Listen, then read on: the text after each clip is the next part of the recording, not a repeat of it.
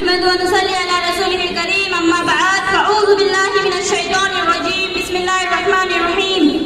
محترم سامعین اکرام، حاضرین جلسہ اور میرے مکتب کے ساتھیوں، السلام علیکم۔ زمین سے آسمان کی طرف پرواز کرتی ہوں، زمین سے آسمان کی طرف پرواز کرتی ہوں، خدا کا نام لے کر میں اس تقریر کا آغاز کرتی ہوں۔ آج میری اس تقریر کا موضوع ہے سیرت النبی صلی اللہ علیہ وسلم۔ وہ آئے جن کے آنے کی زمانے کو ضرورت تھی، وہ آئے جن کے آنے کی زمانے کو ضرورت تھی، وہ آئے جن کی آمد کے لیے بے چین فکرت تھی، وہ آئے نغمۂ تعاون میں جن کا ترانہ تھا، وہ آئے نغمۂ تعاون میں جن کا ترانہ تھا، وہ آئے دریائے یعقوب میں جن کا فسانہ تھا، وہ آئے جن کے خاطر مسترب تھی وادی بتا، وہ آئے جن کے خاطر مسترب تھی وادی بتا، وہ آئے جن کے قدموں کے لیے کعبہ ترستا تھا۔ جناب والا، یہ ایک مسلمان حقیقت ہے کہ حضور صلی اللہ علیہ وسلم کاروان نبی کے رہبر اعظم تھے۔ آپ صلی اللہ علیہ وسلم نے اس خطے میں مبعوث ہو کر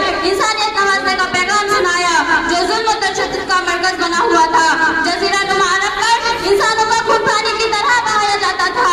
معصوم بچیوں کو پیدا ہوتے ہی زمین میں دفن کر دیا جاتا تھا کیونکہ کوئی ان کا باپ کہلانا گوارا نہیں کرتا تھا۔ زمین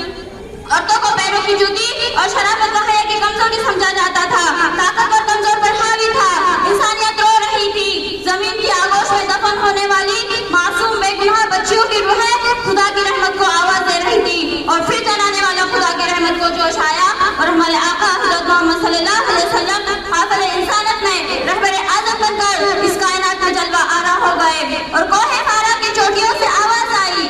وہ دیکھو نور برساتا رب کا تاجدار آ گیا، وہ دیکھو نور برساتا رب کا تاجدار آ گیا، کمزور اور بے کشوں کا غمگسار آ گیا۔ جناب صدر حضور صلی اللہ علیہ وسلم انسانوں کے لیے پیغام نجات لے کر آئے، بنی نوع انسانوں کے لیے رحمت بن کر آئے۔ آپ صلی اللہ علیہ وسلم وہی نبی ہے جن کا امتی ہونے کی خواہش تمام انبیاء نے کی تھی۔ ہم کتنے خوش نصیب ہیں، ہمیں اس آقا نامدار کی غلامی نصیب ہوئی جس کی خواہش تمام انبیاء کو تھی، اور کیوں نہ ہوتی، روزے محشر وہی تو شفاعت فرمائیں گے، وہی تو حوض کوثر پلائیں گے، وہی تو اپنی امت کو بخشوائیں گے۔ جناب صدر مجھے تو رشک آتا ہے حضرت حلیمہ رضی اللہ عنہا کی قسمت پر جن کا دودھ سرور کائنات صلی اللہ علیہ وسلم نے پیا، جس نے شہنشاہ دو عالم صلی اللہ علیہ وسلم کو اپنی گود میں کھلایا۔ جناب صدر آج کے دن رب العزت نے ہماری بخش و نجات کی بنیاد رکھی اور ہمیں ایک ایسا کامل رہبر عطا فرمایا جس نے دودھ کا دودھ اور پانی کا پانی کر دیا۔ مسلمانوں، مناؤ جشن میلاد النبی، مناؤ، لیکن آتش بازی کر کے نہیں، فضول خرچی کر کے نہیں، سرمایہ اجاڑ کے نہیں، گھر گھر بھاگ کے نہیں، بلکہ مسجدیں آباد کر کے، نوافل پڑھ کے، درود اور سلام بھیج کے،